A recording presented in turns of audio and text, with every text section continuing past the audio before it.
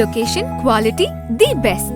Price, lowest. Stepstone presenting luxury 2 BHK Thinnai apartment, just 69 lakhs near Porur Kattupakam. Audi offer registration free. இந்த பட்ஜெட்ல நம்ம போரூர்ல சான்ஸே இல்ல.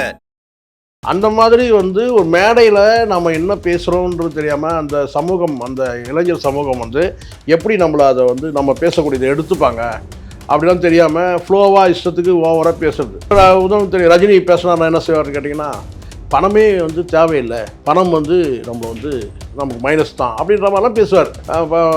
பணத்தை ஏன்னா அவர் பணத்தை பார்த்துட்டாரு, பணம் கொட்டி கொட்டி கிடக்குது, அதனால் அவர் சொல்லலாம். ஆனால் அதை பசியில் இருக்க ஏழைங்க கிட்ட போய் சொல்ல முடியுமா? நிறைய பேர் என்ன சொல்றாங்கன்னா, சசிகுமார் அவர்கள் தனுஷை தான் தாக்கி பேசியிருக்காரு.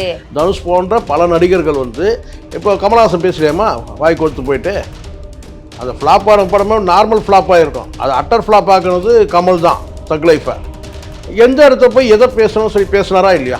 நீங்கள் ஆம்பளை தான், நீங்கள் மேடையில் பேசுகிற அத்தனை நடிகர்களை நான் சொல்கிறேன், நீங்கள் மைக்கை பிடிச்சிட்டிங்கன்னா யாரையாவது தாக்கி பேசுகிறீங்கன்னு வச்சுங்களேன், டைரெக்டாக அவங்க பேரை சொல்லி தாக்கி பேசுங்க. தாக்கி பேசுவான்னு நம்ம சொல்லவே இல்லை. நீங்கள் பொத்தாம் உதவி பேசுவேன்னா இங்கே இருக்கிறவங்க மூளையை கசிக்கிற உட்காந்துக்கிறோம். இவர் யாரை சொல்லியிருப்பார், இவர் அவரை சொல்லியிருப்பாரா, இவரை சொல்லியிருப்பாரா? ஸோ அப்படி அந்த வகையில் இருக்குன்னா சசிகுமார் அவருக்கு சரியான கேரக்டர்கள் இப்போ தான் வந்துகிட்ருக்கு ஒரு படமாக. ஃபைன் டைம்ஸ் யூனிவர்ஸ் அனைவருக்கும் வணக்கம். இன்றைய சிறப்பு நிகழ்ச்சியில் நம்முடன் இணைந்திருக்கிறார் பத்திரிகையாளர் திரு சேகுவரா ஜெய்சங்கர் அவர்கள். வணக்கம். வணக்கம். சசிகுமார் அவர்கள் பார்த்தீங்கன்னா ஃப்ரீடம் ஆடியோ லான்ச்சில் என்னோட படங்களோட ஆடியோ லான்ச்சை நான் கல்லூரிகளில் வைக்க மாட்டேன், கல்லூரியில் படிக்கிறவங்கள என் படம் பாருங்க அப்படின்னு சொல்லிட்டு நான் திணிக்க மாட்டேன்ற மாதிரியான கருத்துக்கள்லாம் சொல்லியிருக்காருல்ல சார், இதை யாரை தாக்கி பேசுறாரு? இல்லை கடந்த காலத்தில் சில ப்ரோக்ராம் ப்ரொமோஷன் ப்ரோக்ராமான்றது இல்லாமல் சில ப்ரோக்ராம்லாம் வச்சாங்க காலேஜில் வச்சுட்டு, அது படம் ஹைப்புக்காக அந்த மாதிரிலாம் பண்ணாங்க. கடந்த காலத்தில் நடந்துச்சு. அதில் தான் சில நிகழ்ச்சியெல்லாம் கேட்டால் நடிகர்கள் அத்துமீறி பேசுகிறது இதெல்லாம் நடக்கும். அத்துமீறினா ஒரு குறிப்பிட்ட பழக்கத்துக்கு அது ஒரு பெரிய தப்பு இல்லை, குடிக்கிறதுலாம் பெரிய தப்பு ஒன்றும் கிடையாது. நான் எங்கள் அப்பா முன்னாடி குடிச்சிட்டு வந்தேன், விஜய் சேதுபதி சொல்லியா ஒரு மேடையில், நான் சரக்கஸ்ட்டு வந்தேன், எங்கள் அப்பா முன்னாடி நான் சரக்கஸ்ட்டு வருவேன், கதவு தட்டுவேன், சரக்கஸ்ட்டு அவன் கதவு திறப்பான் அப்படின்னா சொன்னார்ல ஒரு பீரியடில். அந்த மாதிரி ஒரு மேடையில் நம்ம என்ன பேசுகிறோன்றது தெரியாமல் அந்த சமூகம், அந்த இளைஞர் சமூகம் எப்படி நம்மளை அதை நம்ம பேசக்கூடியதை எடுத்துப்பாங்க அப்படிலாம் தெரியாமல் ஃப்ளோவாக இஷ்டத்துக்கு ஓவராக பேசுறது. அதில் உங்களுக்கு தெரியும், வாய்க்குழப்படுத்தவங்க நிறைய பேர் இருக்கிறானுங்களே, அதில் தத்துவன்ற பேரில் பெரிய என்ன சொன்னால் பெரிய ஞானி மாதிரி பேசுவானுங்க. அவனுக்கு பேச வைக்கிறதே பணம் தான் வச்சுக்கோங்களேன், அவனுக்கு சும்மாலாம் பேசலை, அவனுக்கு கிட்ட இருக்க பணம் தான் அவங்க தத்துவத்தை பேச வைக்குதுன்னு வச்சுக்கோங்க. அப்போ அதை கேட்குறவங்க நமக்கு நெருடலாக இருக்கும் சில நேரங்களில். இப்போ உதாரணம் தெரியும், ரஜினி பேசினா என்ன செய்வார்னு கேட்டிங்கன்னா, பணமே தேவையில்லை, பணம் நம்மளை நமக்கு மைனஸ் தான் அப்படின்ற மாதிரிலாம் பேசுவார். பணத்தை ஏன்னா அவர் பணத்தை பார்த்துட்டாரு, பணம் கொட்டி கொட்டி கிடக்குது, அதனால் அவர் சொல்லலாம். ஆனால் அதை பசியில் இருக்க ஏழைங்க கிட்ட போய் சொல்ல முடியுமா? பணம்லாம் உங்களுக்கு தேவையில்லைங்க அப்படி சொல்ல முடியுமா? அவங்களுக்கு பணம் தானே முக்கியம். அதுதான் சொல்கிறேன், அவர் எல்லாத்தையும் அதுதான் தனக்கு கிடச்சி எல்லாத்தையும் அனுபவிச்சுட்டு தத்துவம் பேசுறது. அதனால் அந்த மாதிரியான விஷயங்கள் கேட்டால் கடந்த காலத்தில் பள்ளி மாணவர்கள், ஸ்கூல் காலேஜ் மாணவர்கள் மத்தியில் அப்படியான பேச்சுக்கள் சில பேர் நடிகர்கள் பேசுகிறது. இப்போலாம் உங்களுக்கு தான் தெரியும், நம்ம மேடையில் ஏதாவது மைக்கு கொடுத்துட்டாலே இவனுங்க எதுக்காக பேசணும் என்ன பேசணும்னு விட்டுட்டு ஏதோ பேசுகிறானுங்க. இப்போ சொன்னால தனுஷ் கேட்டால் செங்கலை பிடுங்க முடியாது, அது பிடுங்க முடியாது சொல்லி நிறைய பேர் என்ன சொல்றாங்கன்னா, சசிகுமார் அவர்கள் தனுஷை தான் தாக்கி பேசியிருக்காரு. தனுஷ் நான் அப்படி புரிஞ்சிக்கல, பட் நீங்கள் சொல்கிறது கூட சரியாக கூட இருக்கலாம், நான் அப்படி சொல்லலை. ஆனால் பொதுவாக சொல்கிறேன், தனுஷ் மட்டுமே இல்லை, தனுஷ் போன்ற பல நடிகர்கள் இப்போ கமல்ஹாசன் பேசுறியாமா வாய் கொடுத்து போயிட்டு, அந்த ஃப்ளாப்பான படமே நார்மல் ஃப்ளாப்பாக இருக்கும், அது அட்டர் ஃப்ளாப் ஆக்குனது கமல் தான். தக் லைஃபை எந்த இடத்த போய் எதை பேசணும்னு சொல்லி பேசினாரா இல்லையா? நீ பெரிய மகா கலைஞனாக கூட நீ இருந்துக்க, இந்த இடத்துல அது தேவையா? தக்லை படத்தில் ஏதாவது சாதி மறுப்பு, சாதி ஏற்பு பற்றி ஏதாவது பேசியிருக்கா? சம்மந்தமே இல்லாமல் அங்கே போய் என் மொழி பெருசு ஊ மொழி சிறுசுன்னு பேசி அப்புறம் ஊர் முழுக்க செருப்படி வாங்கி அதுக்கப்புறம் இப்போது மணிரத்னம் மன்னிப்பும் கேட்டார். இப்போ புரியுதுங்களா? அந்த மேடையில் இப்போ மைக்கு நீங்கள் பிடிக்கிறீங்கன்னா குறைஞ்சபட்சம் நம்ம இது என்ன மேடைன்னு தெரிஞ்சுக்கணும் முதல்ல. ரைட், இது ஒரு இலக்கிய மேடை, மேடை நாகரிகம், இது இல்லை சினிமா மேடை இது. அப்போ அந்த மேடையில் நம்ம என்ன சப்ஜெக்ட் பேசணுமோ அது பேசணும். சம்மந்தமே இல்லாமல் ஒரு மேடையில் போய் முரணாக போய் பேசி அதுக்கப்புறம் அங்கே வந்து பல பேர்கிட்ட ஒரு எதிர்ப்பை சமாளித்து அதுக்கப்புறம் அதுக்கு ஒரு விளக்கம் கொடுத்து அது அவசியமே இல்லை. அப்படி தான் நான் இந்த தனுஷோட அந்த மேடையில் கூட பார்த்தீங்கன்னா சம்மந்தமே இல்லாமல் செங்கல்ல உருவ முடியாது, பிடுங்க முடியாது, நட முடியாதுன்னா யாருனையா சொல்லிட்டு பேசுங்கடா. முதல்ல நீங்கள் ஆம்பளைக்கு தான் நீங்கள் மேடையில் பேசுகிற அத்தனை நடிகரில் நான் சொல்கிறேன், நீங்கள் மைக்கை பிடிச்சிட்டிங்கன்னா யாரையாவது தாக்கி பேசுகிறீங்கன்னு வச்சுங்களேன், டைரெக்டாக அவங்க பேரை சொல்லி தாக்கி பேசுங்க. தாக்கி பேசுவான்னு நம்ம சொல்லவே இல்லை. நீங்கள் பொத்தாம் முதல் பேசுவேன்னா இங்கே இருக்கிறவங்க மூளையை கசிக்கிற உட்காந்துக்கிறோம். இவர் யாரை சொல்லியிருப்பார், இவர் அவரை சொல்லியிருப்பாரா, இவரை சொல்லியிருப்பாரா, இல்லை அவரை சொல்லியிருப்பாரா, விளக்கமும் கொடுக்கறது இல்லை. விளக்கமும் கொடுக்குறது கிடையாது. இது வந்து ரொம்ப மோசமான ஒரு மைக் வியாதி மாதிரி. இது மைக்கை பிடிச்சிட்டாங்கன்னா சம்மந்தமே இல்லாமல் எவனையாவது ஒருத்தர் இவன் மனசில் வச்சுட்டு பேசுனாலும் நம்ம யோசனை பண்ணி உட்காரணும், இவர் யாரை சொல்லியிருப்பார் அப்படின்னு. இது அவசியம் இல்லை. அந்த வகையில் அவர் சசி அவர்கள் சொன்னது கரெக்ட். ஏன்னா அவர் வந்து நான் நல்ல மனுஷன். சசி பொறுத்த தமிழ் சினிமாவில் ரொம்ப பரவலாக நான் கேள்விப்படுறது ரொம்ப நல்ல மனுஷன். அவர் வந்து நிதானமாக ஒரு நிதானம் உள்ள மனிதர். அவர் நான் சொல்கிறது நிதானமாக உங்களுக்கு சொல்கிறேன், நிஜ வாழ்க்கையில் சொல்கிறேன். நிதானம் உள்ள மனிதர், பொறுமையாக வந்து எல்லாத்தையும் அணுகக்கூடிய விஷயம். அவர் யோசிச்சிருப்பாருன்னு கேட்டால் இந்த மேடையில் போய் இவனுக்கு இதெல்லாம் சர்ச்சையாக்குறானுங்க, அதனால் கல்லூரிகளில் வந்து நம்ம வந்து அவங்கள இளைஞர்களை வந்து திசை மாற்றுற மாதிரி எதுவும் நம்ம பேசிடக்கூடாதுன்ற அப்படி சொல்லியிருக்கலாம் ஒரு வேலை. அதுதான் அப்படி தான் நான் பார்க்குறேன். சினிமாலே சில நல்லவங்க இருக்காங்கம்மா, சசி, விஜய் ஆண்டனி, இந்த மாதிரி சில பேர். சமீபத்தில் விஜய் ஆண்டனி பேசுனது ட்ரோல் ஆகுது. என்னென்னா அவர் இப்படி சொல்லிட்டாரு அப்படி சொல்லிட்டாரு. அவர் சொன்ன விஷயம் வேறு, புரிஞ்சுக்கிறது வேறு மாதிரி இருக்குது. போதை என்பது நீண்ட காலமாக இருக்குன்னா இயற்கை தோன்றிய காலத்தில் வந்து இருக்குது. கஞ்சா வந்து இப்போ உற்பத்தி பண்ணி கண்டுபிடிச்சாங்களா, ஹைப்ரிட்டில் தான் இறக்குமதியாக பண்ணாங்க. கஞ்சா என்பது நீண்ட காலமாக இருக்குது. கொக்கைன்றதும் ஒரு தாவரம் தான், அதுவும் நீண்ட காலமாக இருக்குது. இயற்கை தோன்றிய காலத்துலேருந்து அது இருக்குது. ஆதாம் ஏவாள் காலத்துலேருந்து அந்த போதைன்னு ஒன்று இருக்குது இல்லையா? அதனால் வந்து இதை வந்து கேள்வி கேட்கும் போது அவர் இப்படி தான் சொல்கிறார். அதை வச்சுக்கிட்டனா உள்ள ரொம்ப அலட்சியமாக வந்து என்ன, ஆமாம் எல்லாருக்குமே இருக்குது. நீங்கள் பேரை சொல்லி கேட்கும் போது சொல்கிறார், நீங்கள் எல்லாரையும் குறிப்பிட்டு பேரை சொல்லி கேட்கும் போது மீடியாக்களுடைய வந்து அந்த பதற்றம் பரபரப்பு தான். அப்போ கேட்கும்போது அவர் சொல்கிறாரு, ஆமாம் என் பேர் கூட இருக்கான்னு பாருங்கன்னு சொல்கிறார். இது வந்து அப்படி தான் எடுத்துக்கணும். இங்கே எல்லாருக்கும் ஒரு சமூக பார்வைன்னு இருக்குது. விஜய் ஆண்டனி யார், சசி யார், சசிகுமார் யார், இதெல்லாம் வந்து ஒரு பார்வை. சமூகம் வந்து ஒரு மனுஷன் வந்து எடை போட்டு வச்சுருக்குமா, ஸ்கேல் பண்ணி வச்சுருக்கு. சசிகுமார் நல்ல மனுஷன்றது எல்லாருக்கும் தெரியும், விஜய் ஆண்டனி ரொம்ப ரொம்ப நல்ல மனுஷன் எல்லாருக்கும் தெரியும்.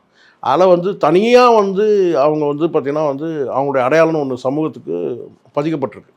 ஸோ அப்படி தான் நம்ம அதை வந்து பார்க்கணும். தவிர அவங்க சில கருத்துக்கள் சொல்கிறாங்கன்னா அது ஒரு நியாயம் இருக்குது. இப்போ அவர் சொல்கிறார் மேடையில் நான் இதெல்லாம் இந்த மாதிரி காலேஜ் ஸ்டூடெண்ட்டுக்கிட்ட நான் மேடை ஏற மாட்டேன்னு சொன்னால் அது ஒரு வகையில் அவர் ஏதோ ஒரு முடிவு எடுத்து சொல்கிறாருன்னு பொருள். அந்த மேடையில் நம்ம போனோம்னா நம்ம வந்து எதை பேசணுமோ அதை பேசணும். ஆனால் இங்கே சில பேர் வந்து என்னென்னா சம்மந்தமே இல்லாமல் மேடைக்கு சம்மந்தமே இல்லாமல் பேசுகிறான்றது தான் அவருடைய கருத்து. சசிகுமார் அவர்கள் சமீபத்துக்கு முன்னாடி பார்த்தீங்க அப்படின்னா அவர் சூஸ் பண்ணுற படங்கள் எதுவுமே அழுத்தமாகவும் இருக்காது. ஒரு சில படங்கள் ஓடலை, அவர் கடனில் இருந்தார்னு சொல்கிறாங்க. இப்போ வந்து அவர் சரியான கதைக்களத்தை சூஸ் பண்ணுறாருன்னு நினைக்கிறீங்க? இல்லை, சுப்பிரமணியபுரம் அந்த படத்துக்கு பிறகு அவர் நடித்த சில படங்கள்லாம் பார்த்திங்கன்னா ஒரு ஹீரோக்கு வந்து ரொம்ப வெயிட் உள்ள படமாக, இல்லை ஒரு பெரிய ஸ்டண்ட் காட்சிகள், கிட்டத்தட்ட வந்து ஒரு ரஜினிகாந்துக்கு ஸ்டைலில், ரஜினிகாந்த்னா ஈக்குவலாக இல்லை, ராமராஜன் மாதிரி இல்லை ரஜினிகாந்த் மாதிரி அவருக்குன்னு ஒரு தனியாக வந்து ஒரு என்ன சொன்ன ஒரு இமேஜ், ஒரு ஹீரோன்ற அந்த இமேஜ். ஹீரோனா இப்படி தான் வந்து ஒரு 4 ஸ்டண்ட்டு ஒரு ஃபைட் பண்ணுவார், லவ் பண்ணுவார், பாட்டு அப்படி இருந்தது சில படங்களில். அதுக்கப்புறம் இப்போ அந்த டூரிஸ்ட் ஃபேமிலி படம் வந்து அவர் வாழ்க்கையை புரட்டி போட்டுச்சுன்னு நினைக்கிறேன். அதுக்கு முன்னாடியே அயோத்தின்ற படம், அயோத்தி. ஆனால் இந்த படம் தான் பெரிய அளவில் பேசப்பட்ட படம். அயோத்தி படமும் பேசப்பட்டது. பட் இது வந்து டூரிஸ்ட் ஃபேமிலி படத்தில் ரொம்ப எனக்கு பிடிச்ச 2 தடவை நான் பார்த்தேன் அந்த படத்தை. ஒரு சசியோட நடிப்புக்கும் அந்த டைரக்டர் தம்பி நடிக்கிறார்ல, அந்த மேடையில் அந்த பேசுகிறார்ல, அதுக்காக நான் பார்த்தேன். செகண்ட் டைம் போய் பார்த்தேன். எனக்கு தெரிஞ்சு ரொம்ப நல்லா நடிச்சிருந்தார். ரொம்ப இயல்பாக அந்த இலங்கை தமிழ் பேசுனது, ஈழத்தமிழ் பேசுனது வந்து எனக்கு ரொம்ப பிடிச்சிருந்துச்சு அந்த கேரக்டர். அது ஆரம்பமாக இருக்கட்டும். எனக்கு தெரிஞ்சு சிம்ரன் படம் வந்து நான் வந்து உண்மையிலே வந்து ரசித்து பார்த்த படம் இது. சிம்ரன் வந்து யோகி பாபு வந்து ஒரு காட்சியில் சொல்கிறார்ல, என்ன சிம்ரன் அப்படின்னு சொல்கிறார்ல, அது எனக்கு ரொம்ப பிடிச்சிருந்தோம். அந்த யோகி பாபு வந்து சிம்ரன் கூப்பிடுறது அது ரொம்ப நல்லா இருந்துச்சு. அந்த இவங்கெல்லாம் சேர்ந்து அந்த டான்ஸ் ஆடுற அந்த கூட ஃபேமிலியோட டான்ஸ் ஆடுற காட்சி ரொம்ப நல்ல அருமையான படமாக அது டூரிஸ்ட் ஃபேமிலி. அந்த படம் தாக்கம் தான் வந்து இன்றைக்கி வந்து சசி வந்து அவருடைய வாழ்க்கையை புரட்டி போட்டிருக்கோன்னு நினைக்கிறேன். ஏன்னா அடுத்தடுத்து படங்கள் வந்து நிறைய வருது. ஒரு இமேஜ் பார்க்காத மலையாள படங்களில் வந்து சில நடிகர்கள் இமேஜே பார்க்காம நடிப்பாங்க. நீங்கள் எப்படி என்ன கெட்டப்பில் வந்து உட்கார சொன்னாலும் வந்துடுவாங்க. சரிங்களா? அந்த மாதிரி வந்து ஒரு ஹீரோனா இப்படி தான் இருக்கணும் அப்படின்லாம் இல்லாமல் இயல்பாக வந்து எந்த கேரக்டரும் மலையாள நடிகர்கள் மாதிரி அவருடைய கேரக்டர் வந்து டிசைன் பண்ணுறாங்க. ரொம்ப நல்லாயிருக்கு. அவர் வந்து பார்த்தீங்கன்னா இன் ஃபியூச்சர் நிறைய படங்கள் வந்து இப்போ தான் அவர் நடிக்க ஆரம்பிச்சிருக்காருன்னு நான் நினைக்கிறேன். அவர் சூஸ் பண்ற விதம் எப்படி இருக்கு சார்? ஏன்னா எல்லாமே மக்களுக்கு ஒரு கருத்து இது பண்ற மாதிரி இருக்குன்னு சொல்றாங்க. ஒரு சிலர் என்னன்னா ஈழ தமிழர்களோட வாழ்க்கையை தான் அவர் அடுத்தடுத்த படங்கள்ல சொல்லிக்கிட்டே வராரு அப்படின்ற மாதிரி. இப்போ முதல்ல சசி வந்து அந்த படத்துக்கு இயக்குனர் கிடையாது. நல்லா புரிஞ்சுங்க. சசிகுமார் வந்து இயக்குனர் கிடையாது, நடிகர். ஒவ்வொரு காலகட்டத்தில் ஒரு குறிப்பிட்ட கேரக்டரில் வந்து அவர் நடிச்சுட்டே வராரு. அடுத்தடுத்துல வந்து பார்த்தீங்கன்னா இந்த அயோத்தியா இருக்கட்டும், இல்லை இந்த டூரிஸ்ட் ஃபேமிலியாக இருக்கட்டும், அந்த ஃப்ரீடம் படமுமே அதான் சொல்கிறேன். இப்போ அந்த படம் வந்து அந்த கேரக்டரோட பொருந்திட்டாரு. அப்போது வந்து இமேஜ் பார்க்காத ஒரு எந்த கேரக்டராக இருந்தாலும் அந்த கேரக்டரை அவர் தன்னை அடாப்ட் பண்ணிக்கிறதுன்னு இருக்குல்ல, அதை பண்ணுறாரு. இப்போ உங்களுக்கு தெரியும் நினைக்கிறேன், சமுத்திரகனி கூட சில படங்கள் அப்படி வந்தார். அதுக்கப்புறம் அவர் வந்து வில்லனாக யூஸ் பண்ண ஆரம்பிச்சிட்டாங்க. பல மொழிகளில் அவர் வந்து வில்லனாக நடிக்கிறார். தெலுங்காக இருக்கட்டும், மலையாளமாக இருக்கட்டும், இப்படி வில்லன் கேரக்டரில் நடிக்கிறார். அவரும் நல்ல நடிகர் தான். ஆனால் சசியை பொறுத்த வரைக்கும் என்னென்னா, ஒரு ஹீரோ சப்ஜெக்டை அந்த ஹீரோ வந்து இமேஜ் பார்க்காத ஒரு ஹீரோவாக வந்து இன்னும் சசிகுமார் மாதிரி இன்னும் பல நடிகர்கள் இருக்கிறாங்க, இயக்குநர்கள் இருக்கிறாங்க. அவங்களுக்குலாம் அந்த ஒரு குறிப்பிட்ட ஒரு கேரக்டர் கொடுத்தாங்கன்னா, இப்போது இவர் எடுத்துங்க, பாலாஜி சக்திகள் எடுத்துங்க, அவருடைய உருவமைப்பு உங்களுக்கு எல்லாம் தெரியும். அவர் வெற்றிமாறனுடைய படங்கள் உங்களுக்கு தெரியும், ஒரு சில படங்களை அவர் நடிச்சிருக்காரு உங்களுக்கு தெரியும். இப்போ இந்த படத்தில் டிஎன்ஏ படத்தில் ஒரு போலீஸ் ரோல் நடிக்கிறாரு. ஒரு போலீஸ்காரர் ரோல் தான். ஒரு 6 மாதத்தில் ரிட்டையர் ஆகக்கூடிய ஒரு போலீஸ்காரர். அந்த கேரக்டர் அவர் கொடுத்துருவாங்க. பார்த்தீங்கன்னா இயல்பாக சாதாரணமாக வருவார். ரொம்ப வந்து இப்போ வந்து தன்னை உடலை வருத்தி அப்படிலாம் கஷ்டப்படல. இயல்பாக ஒரு போலீஸ்காரர்கள் வந்து எப்படி இருப்பாங்களோ அந்த கேரக்டர் கரெக்டாக பொருந்திருப்பார் அந்த கேரக்டருக்கு. டிஎன்ஏன்னு ஒரு படம் அதர்வா நடிச்சார் இல்லையா அந்த படத்தில். ஸோ அந்த மாதிரி வந்து சில கேரக்டரில் வந்து அப்படியே தன்னை அடாப்ட் பண்ணிக்கிறதுன்னு ஒன்று இருக்குல்ல, அந்த மாதிரி தான் அவங்க. விசாரணை படத்தில் சரவண சுப்பையா வந்து ஒரு போலீஸ் மப்டி போலீஸாக நடிப்பார். ஒரு போலீஸ் ஆஃபீஸராக, யூனிஃபார்ம் போடாத ஒரு போலீஸ் ஆஃபீஸராக நடிப்பார். அப்படியே வந்து அந்த கேரக்டரோட வந்து அப்படியே அடாப்ட் ஆகிடுவாங்க. ஸோ இவங்கெல்லாம் இயக்குனர் தான் நான் சொல்கிறது. அவர் சிட்டிசன் பட இயக்குனர் அவர் சரவண சுப்பையா.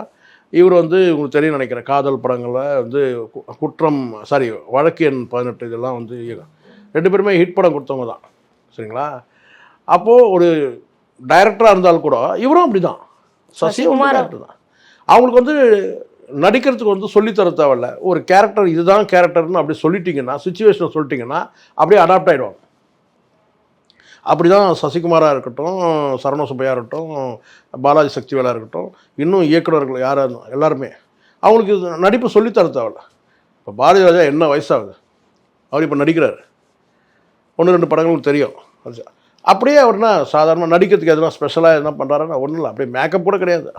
அப்படியே உட்காந்து இயல்பாக பேசுகிற மாதிரி இருக்குது. அதுதான் நடிப்பு, இயல்பாக இருக்கிறது தான். ஸோ அப்படி அந்த வகையில் இருக்குன்னா சசிகுமார் வந்து அவருக்கு சரியான கேரக்டர்கள் இப்போ தான் வந்துகிட்டு இருக்கு ஒரு படமாக. இதுவரை எங்களுடன் பல்வேறு கருத்துக்களை பயன்படுத்தி நன்றி. நன்றிம்மா.